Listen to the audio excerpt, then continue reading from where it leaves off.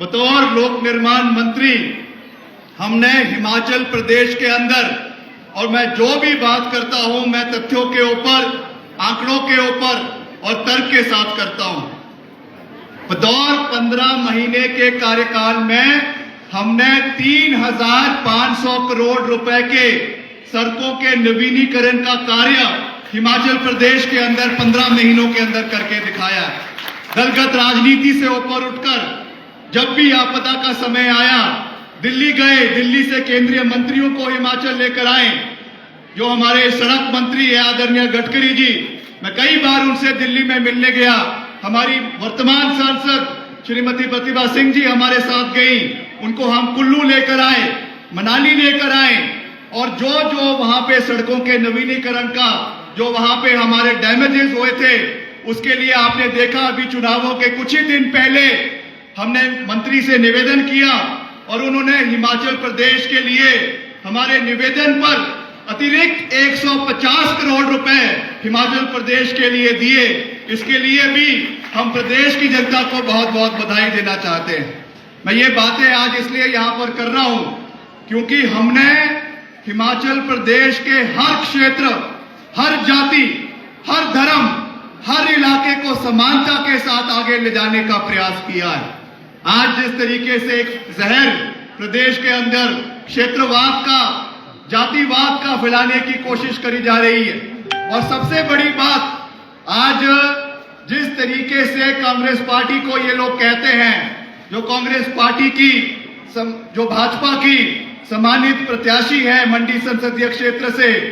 बारी बारी मंच से आकर ये कहती हैं कि कांग्रेस जो है वो हिंदू विरोधी पार्टी है। मैं उनको ये कहना चाहूंगा, मेरी बड़ी बहन, हम आपका बहुत मान सम्मान करते हैं। एक महिला होने के नाते विक्रमादित्य सिंह और मंच पे बैठे सभी साथी, सभी पंडाल में बैठे लोग आपका बहुत मान सम्मान करते हैं। मगर मेरा आपसे ये विनम्र निवेदन है कि जब आप मंच के ऊपर आती हैं, आप जब मीडिया को संबोधित करती है, तो कृपया करके पहले भारत का इतिहास, अपने प्रदेश का इतिहास के बारे में पढ़कर आइए। इस तरीके की जो बयानबाजी आप करती हैं, आपको पता नहीं है हिमाचल प्रदेश देश का पहला राज्य था जहां पर धर्मांतरण का कानून अगर कोई लेकर आया तो कांग्रेस पार्टी की सरकार, राजा वीरभद्र सिंह जी की सरकार में 2005 में यह कानून हिमाचल प्रदेश के अंदर लागू किया गया था। आप ये जानती नहीं है कि अगर देव सदन का निर्माण मंडी के अंदर किसी सरकार ने करवाया, आप ये जानती नहीं है कि कुल्लू के अंदर देव सदन का निर्माण अगर किसी सरकार ने करवाया, आप ये जानती नहीं है कि हमारे कुल्लू दुशहरे में जो देवी देवताओं का नजराना अगर किसी सरकार ने शुरू करवाया तो वीरभद्र सिंह जी की सरकार ने हिमाचल प्रदेश के अंदर करवाया। इसलिए ये हिंदुत्व का पाठ, ये एंटी कांग्रेस जो आप भाषणें देती हैं, कृपया करके पहले इतिहास पढ़कर आएं, फिर जाकर मंच पर इस तरीके की बयानबाजी करें। मगर मैं इन चीजों के अंदर आज नहीं पढ़ना चाहता हूं। जैसा ठाकुर कौल सिंह जी ने कहा कि आप क्या खाती हैं, क्या नहीं खाती हैं, इससे प्रदेश को कोई लेना देना नहीं। हम मुद्दों की बात करेंगे, हम भविष्य की बात करेंगे, और मैं आज अपने विजन को 2 शब्दों में आपके बीच रखना चाहता हूं। जैसा मैंने आपको कहा कि हमने 15 महीने के कार्यकाल में और विपक्ष में रहते हुए भी विधानसभा के अंदर प्रदेश के हर वर्ग की आवाज को पूरी मजबूती से उठाने का प्रयास किया। जब जयराम जी की सरकार भी थी, पहला वक्तव्य हमारा विधानसभा के अंदर था, पूरे प्रदेश ने उसको सुना। जब हमने ओपीएस की आवाज को विधानसभा के अंदर उठाया और मैंने ये विधानसभा के अंदर विपक्ष के विधायक के रूप में कहा था उस समय मुख्यमंत्री जी को, उस समय के तत्कालीन मुख्यमंत्री जी को, आदरणीय जयराम जी को, कि जयराम जी आपने ओपीएस अपनी सरकार में देनी है तो दे दो, वरना जिस दिन हमारी सरकार बनेगी पहली कैबिनेट मीटिंग में ओपीएस की बहाली हिमाचल प्रदेश के अंदर होगी, जिसे हमने पूरा करके दिखाया। जैसे ही हमारी सरकार बनी, पहली कैबिनेट मीटिंग में हमने ओपीएस जो है वो प्रदेश के अंदर लागू करी। आज भाजपा की प्रत्याशी बड़ी बड़ी बातें करती है। मैं उनसे ये निवेदन करना चाहूंगा, आप कहती हैं कि आप प्रधानमंत्री जी के जो है बहुत आपकी वो बात सुनते हैं। मेरा निवेदन रहेगा, अगर आप सच में हिमाचल के कर्मचारियों की हितैषी हैं तो मन से ये कहिए, मैं कंगना जी को ये चुनौती देता हूं, मन से ये कहिए कि मैं 9,000 करोड़ हमारे कर्मचारियों का वापस हिमाचल प्रदेश के अंदर जो ओपीएस का फंसा है उसको लेकर आऊंगी, मगर वो नहीं कहेंगी क्योंकि वो कर्मचारियों की हितैषी नहीं है, ओपीएस की हितैषी नहीं है। वही जयराम जी जिन्होंने उस समय विधानसभा के अंदर ये व्यंग किया था कि अगर कर्मचारियों को ओपीएस चाहिए तो वो चुनाव लड़े। आज उनके भी जो सुर है, आज उनकी भी जो भाषा है वो थोड़ी बदली बदली नजर आ रही। आज वो भी ओपीएस का समर्थन देते हुए नजर आ रहे हैं। ठीक है, समय के साथ सब चीजें बदलती है, मगर हमने जो किया, जो कहा, उसको हमने पूरा किया, यही मैं आपको कह सकता हूं। बाकी चाहे 1500 पेंशन की बात है महिलाओं के लिए, और साथ ही साथ जो हमारा न्यूनतम हमने कहा कि हम दूध को, चाहे वो भैंस का दूध है चाहे वो गाय का दूध है, आज हिमाचल प्रदेश पहला राज्य है जहां पर न्यूनतम मूल्यों के ऊपर जो है वो दूध को खरीदा जा रहा है। और भी जो हमारी गारंटियां हैं, अभी तो केवल 15 महीने हमारी सरकार को हुए हैं, अभी 4.5 साल का कार्यकाल शेष है, 3.5 साल का कार्यकाल शेष है। एक आप चिंता ना करिए जयराम जी, एक एक गारंटी को पूरा किया जाएगा, क्योंकि ये कांग्रेस पार्टी की सरकार है, जो कह दिया वो पत्थर की लकीर है और उस चीज को हम निश्चित तौर से पूरा करेंगे। तो मैं भाइयों और बहनों, ज्यादा लंबी बात ना कहते हुए आपसे यही विनम्र निवेदन करना चाहता हूं कि मंडी संसदीय क्षेत्र के जो मसले हैं, चाहे वो हमारा जो टनल का एक बड़ा निर्माण बूबू जो टनल है, जो हमारा जोगिंदर नगर से कुल्लू को जोड़ता है, हमारा कुल्लू के अंदर जलोड़ी पास टनल है जो एक बहुत महत्वपूर्ण टनल है, हमारा रेलवे एक्सपेंशन है, हमारे कर्मचारियों का ओपीएस का मसला है, हमारा जो रेवेन्यू डेफिसिट ग्रांट जो हिमाचल प्रदेश को एक समय में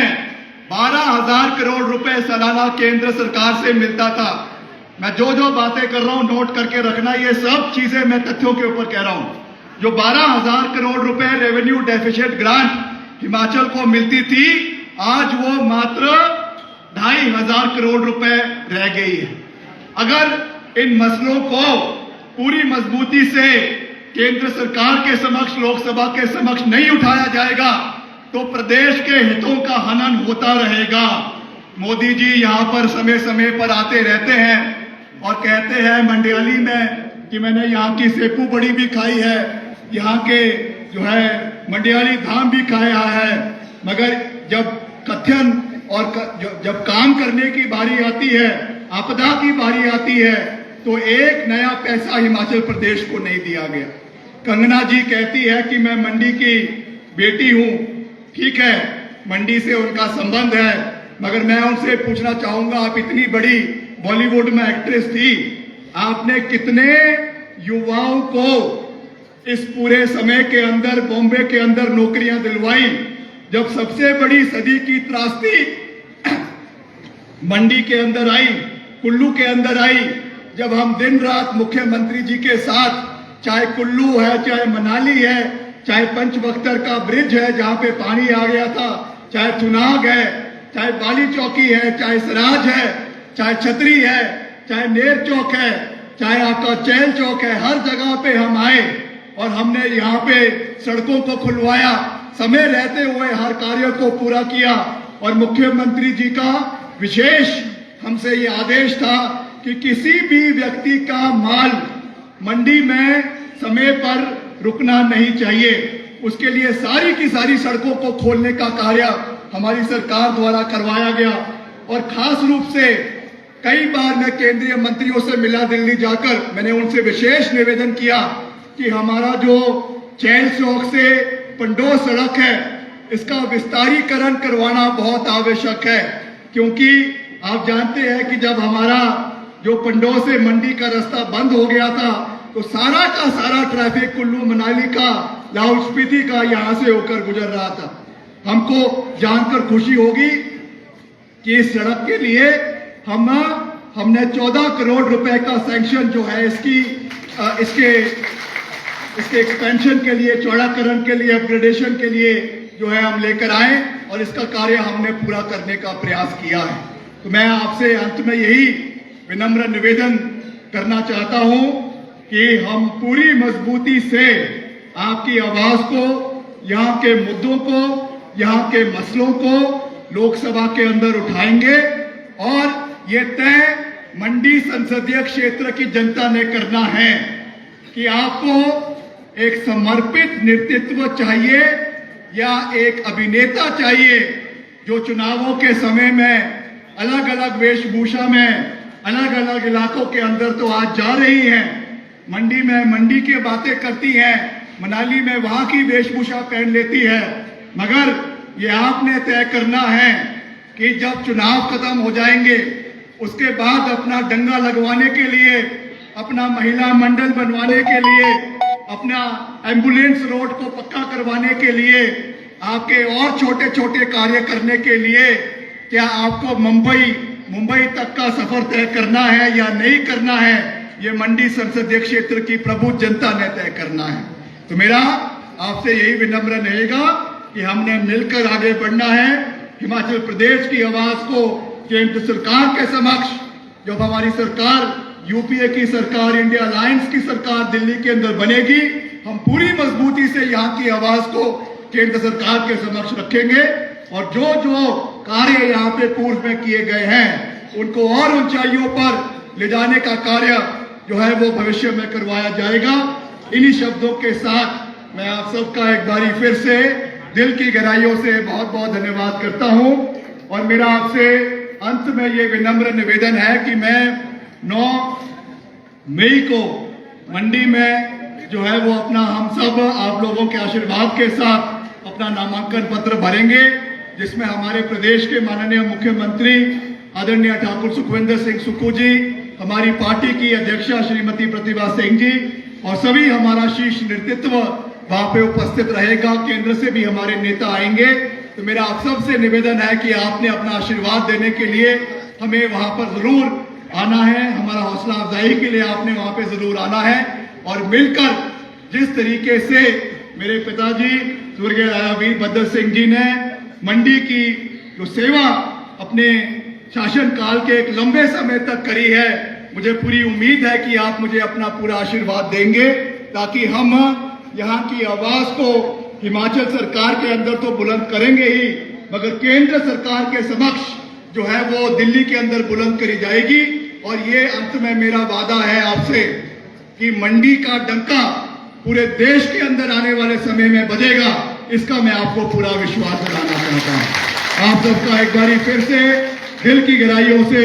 बहुत बहुत धन्यवाद। एक नारा मैं दूंगा, आप सबने दोनों हाथ खड़ा करके समर्थन करना है। भारत माता की, भारत माता की, वंदे वंदे वंदे। कांग्रेस पार्टी, कांग्रेस पार्टी, महिला शक्ति, महिला शक्ति। जय हिंद, जय हिमाचल। बहुत बहुत धन्यवाद। आपने बहुत ही यहाँ जो बात रखी, सभी पहलुओं को आप